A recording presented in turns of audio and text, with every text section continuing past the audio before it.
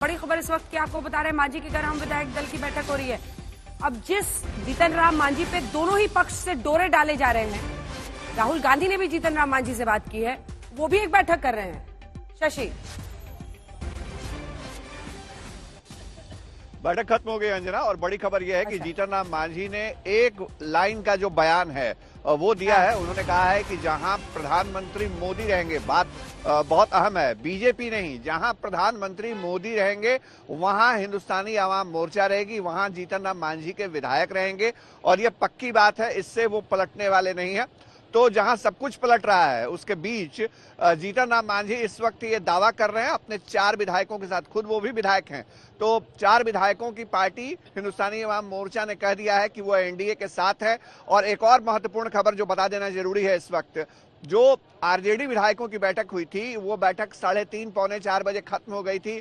5 देश रत्न मार्ग जो तेजस्वी यादव का सरकारी आवास है वहां पे 4 बजे तक सारे लोग निकल गए थे, लेकिन तेजस्वी यादव अपने कुछ चुनिंदा नेताओं के साथ वहां बैठे हैं 3 घंटे तक। और अब से थोड़ी देर पहले, मतलब 3-4 मिनट पहले वो पहुंचे हैं राबड़ी आवास वापस, जहां वो रहते हैं अपनी माताजी के आवास पे। और 3 घंटे उन्होंने क्या रणनीति बनाई है, क्या वो कर रहे थे, ये बात थोड़ा हम समझने की कोशिश कर रहे हैं। जैसे हम समझ लेंगे हम आपको भी बताएंगे, दर्शकों को भी बताएंगे। अंजना, ये बहुत दिलचस्प है, जहां पीएम मोदी वहीं हम, ये जीतन राम मांझी ने कहा है। ये बड़ी खबर है और इसी के जरिए आप समझ सकते हैं कि लक्ष्य बीजेपी हो, हम हो, सभी ये जो पार्टियां हैं एनडीए की, उनकी 2024 पर है। और इसीलिए हिमांशु, जीतन राम मांझी इस वक्त अपनी पूरी की पूरी श्रद्धा प्रधानमंत्री नरेंद्र मोदी के लिए मुखर होकर दिखा रहे हैं।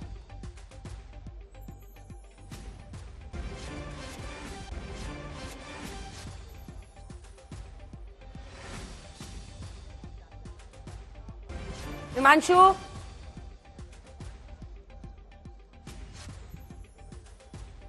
हिमांशु आवाज आ रही है? शायद आवाज नहीं आ रही है, उनको एक बार फिर से उनके पास चलेंगे। यही वजह है शशि कि मुखर होकर बीजेपी की तो नजर सीधा एकदम 24 पर है, और बीजेपी के जितने नेताओं से आप बात कीजिए उनकी तरफ से एक ही लाइन आती है कि हमको तो 2024 देखना है, हमको तो देखना है कि इंडिया गठबंधन जो बनाकर आगे ले जा रहे थे उन्हीं को हम ले उड़े। और यही मुखर होकर अगर जीतन राम मांझी भी पीएम की आज प्रशंसा कर रहे हैं, श्रद्धा दिखा रहे हैं। बिल्कुल, देखिए ये बात, देखिए बिहार में जो बदलाव हो रहा है, शायद ये बदलाव इतनी जल्दी होता भी नहीं। 2 साल भी पूरे नहीं हुए हैं जना, ये सबको मालूम है।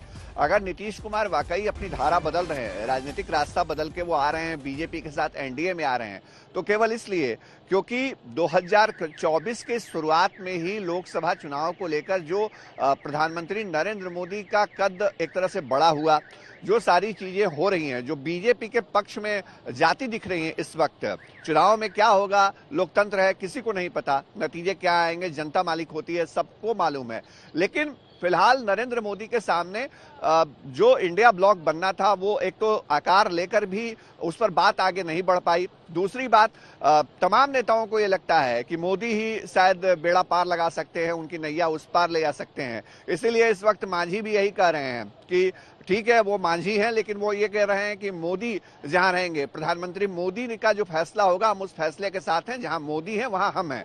तो इस बात को इस लहजे से भी समझा जा सकता है। और जहां तक बीजेपी के अंदर की बात है, बीजेपी के अंदर एक बड़ी फहरिस्त है नेताओं की, जो नीतीश कुमार के खिलाफ पिछले 1.5 साल से बोलते रहे लगातार। प्रदेश अध्यक्ष सम्राट चौधरी तो हैं ही, अन्य नेताओं ने भी लगातार हमला बोला है। और उन नेताओं के लिए खुद अपने राजनीतिक जमीन पे जाके जनता को फेस करना, कार्यकर्ताओं को फेस करना बहुत आसान नहीं होगा। इसीलिए शायद यहाँ इस वक्त लंबी मंथन चल रही है।